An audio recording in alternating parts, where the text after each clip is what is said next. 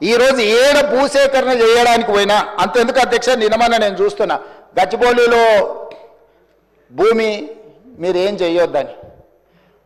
అధ్యక్ష దాదాపుగా 25 సంవత్సరాలు అనుకుంటా, 25 సంవత్సరాల క్రితం బిల్లిరావు అనే వ్యక్తికి, ఒక ప్రైవేట్ వ్యక్తికి, ప్రైవేట్ సంస్థకు ఆ భూమి కేటాయించారు. 25 సంవత్సరాల నుంచి ఏ రోజు కూడా సెంట్రల్ యూనివర్సిటీ దగ్గర ఆ భూమి లేదు.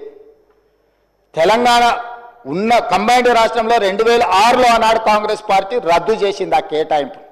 అక్కడి నుంచి కోర్టు కేసులు జరిగినాయి. 2014లో తెలంగాణ రాష్ట్రం వస్తే 2024 వరకు 10 సంవత్సరాలు గత ప్రభుత్వం బిల్లిరావు నుంచి భూమి గుంజుకోలేదు అధ్యక్ష. నేను వచ్చిన వెంబడే సుప్రీంకోర్టు వరకు వెళ్ళి కొట్లాడి ఒక ప్రైవేట్కు ఐఎంజీ భారత్ అని ఒక ఫేక్ కంపెనీకి కేటాయించిందని ఆరోపణలు ఎదుర్కొంటున్న భూమిని సుప్రీంకోర్టులో కూడా కేసు గెలిచి ఆ భూమిని వెనక్కి తీసుకొని ఆ భూమిని ఈరోజు మనం అభివృద్ధిలో భాగంగా టీజీఐఐసి కేటాయించి అక్కడ ఐటీ కంపెనీలు ఇతర పరిశ్రమలు రావడానికి అవసరమైన లేఅవుట్ చేయండి అని చెప్పి ఈరోజు ఒక అభివృద్ధి కోసము ఒక కాంక్రీట్ ప్రపోజల్తో ముందుకు వస్తే ఈరోజు అక్కడ ఏదో రిజర్వ్ ఫారెస్ట్ ఉన్నట్టు, రిజర్వ్ ఫారెస్ట్లో అత్యంత ఏమంటారు జీవరాశులు ఉన్నట్టు, జింకలు పులులు సింహాలన్నీ ఆనే ఉన్నాయి అన్నట్టు, జింకలు పులులు సింహాలు లేవు అధ్యక్ష. ఆ చుట్టుముట్టుతో కొన్ని గుంటనక్కలు చేరి ఇట్లా వ్యవహరిస్తున్నాయి అధ్యక్ష. గుంటనక్కలకు గుణపాఠం చెప్తాం అధ్యక్ష. అది 100% developed area. We're also going to utilize for development.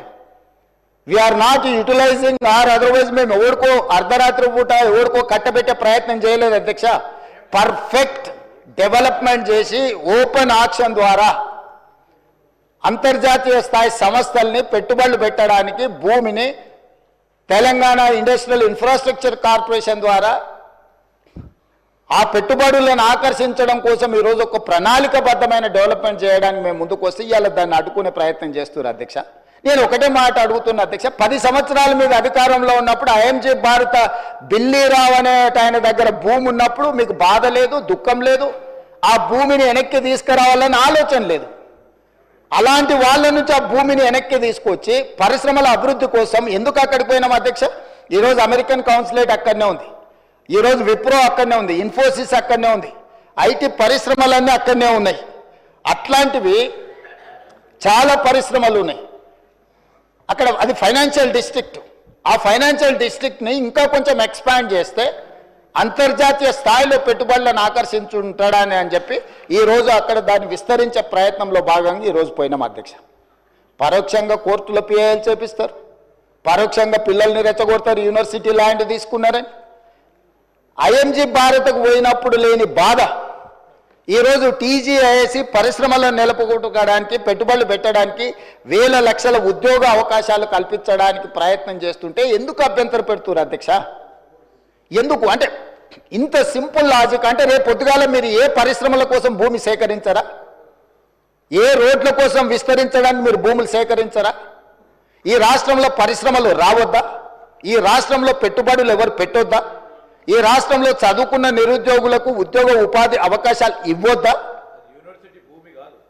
యూనివర్సిటీకి ఏం సంబంధం అధ్యక్ష భూమి? ఆ భూమి ఐఎంజీ భారత్ అని బిల్లిరావుకు కట్టబెట్టిన భూమి 25 సంవత్సరాల తర్వాత ఈ ప్రభుత్వం ఏర్పడిన తర్వాత, ప్రజాప్రభుత్వం ఏర్పడిన తర్వాత సుప్రీంకోర్టులో కొట్లాడి వేల కోట్ల రూపాయల భూమిని వెనక్కి తెచ్చింది నేను అధ్యక్ష. సుప్రీంకోర్టులో ఉద్దండులైన న్యాయవాదులను పెట్టి వాదింపజేపించి సుప్రీంకోర్టులో గెలిచి ఆ భూమిని వెనక్కి తీసుకొని ఈరోజు ఎవరికో అర్ధరాత్రి పూట కట్టబెట్టకుండా పరిశ్రమలు ఐటీ పార్కులు చేయాలని, మల్టీ జోను మిక్స్డ్ యూజ్ కోసం చేయాలని చెప్పి ఒక మంచి ఉద్దేశంతో వస్తే దాన్ని కూడా అడ్డుకుంటారు. లేకులు రాక్లు ఉన్నాయేంటివి? లేకులను రాక్లను ఆక్రమించుకున్నది ఎవరు? ఎందుకు ఇవన్నీ వీళ్ళు ఈరోజు అడ్డం పడుతున్నారు ఏంది అనేది నేను అది ఇంకో సందర్భంలో వివరాలు చెప్తా అధ్యక్ష.